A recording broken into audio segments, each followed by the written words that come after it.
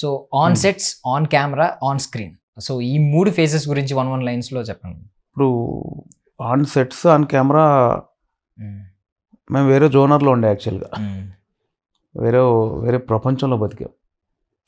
So output నేను editing రూమ్లో కంటే ఆన్లైన్లో చూసుకున్నప్పుడే నాకు అర్థమైపోయింది, వర్కౌట్ అవుతుంది, సెన్సార్ వర్కౌట్ అయిపోతుంది. అంటే మనం షూట్ చేసినప్పుడే, అంటే నాకు ఈ సినిమా ద్వారా తీసిన ఎక్స్పీరియన్స్లో కొన్ని ఏంటంటే, సీన్ చేస్తున్నప్పుడు ఆ సీన్ మధ్యలో ఒక షాట్ ఏదో కరెక్ట్ దొరుకుద్ది, అక్కడ తెలిసిపోద్ది అది వర్కౌట్ అయిపోద్ది.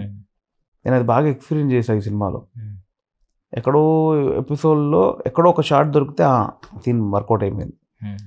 అది మనం సాయంత్రం చూసుకునే లోపు తెలిసిపోయేది. చిన్న ఆర్ఆర్ వేసేవాళ్ళు ఆన్లైన్ ఎడిటింగ్, మా అనిల్ అని ఆన్లైన్ ఎడిటర్, వాడు ఆర్ఆర్ వేసేవాడు. అరే మీరు ఎక్స్పెక్ట్ చేయలేదు, భలే ఉందిరా అని అనిపించేది. సో నేను ఎడిటింగ్ రూమ్ కంటే ముందే ఆన్లైన్లోనే నాకు ఆ సాటిస్ఫాక్షన్ వచ్చేసింది, ఎస్ ఇది రీచ్ అవుతుంది అని.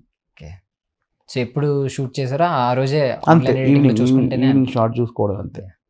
ఈవినింగ్ షార్ట్ సీన్ అంతా అయిపోయిన తర్వాత, ఆల్మోస్ట్ సీన్ అంతా అయిపోయినాక టక్ మన ఆన్లైన్ ఎడిటింగ్ వచ్చేస్తుంది. ఫ్లో కరెక్ట్ ఉంది, ఏమైనా మిస్ అయిందా లేదని అక్కడే చెక్ చేసుకొని రీచెక్ చేసుకునేవాడిని. ఓకే. సో ఫైనల్గా ఒక 2 minutes మీ సమయం తీసుకోబోతున్నాం. ఒక చిన్న ర్యాపిడ్ ఫైర్.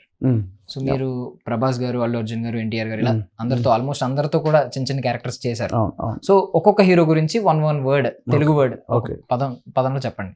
సో అడుగుతూ ఉంటాం వరుసగా. చిరంజీవి గారు. దేవుడు అంతే నాకు. బాలకృష్ణ గారు. అంతేగా, ఆయన అది ప్యూర్ వైట్ గోల్డ్ ఆయన, సూపర్ అసలు. అంతే. సో నాగార్జున గారు. జెంటిల్మెన్ ఆయన.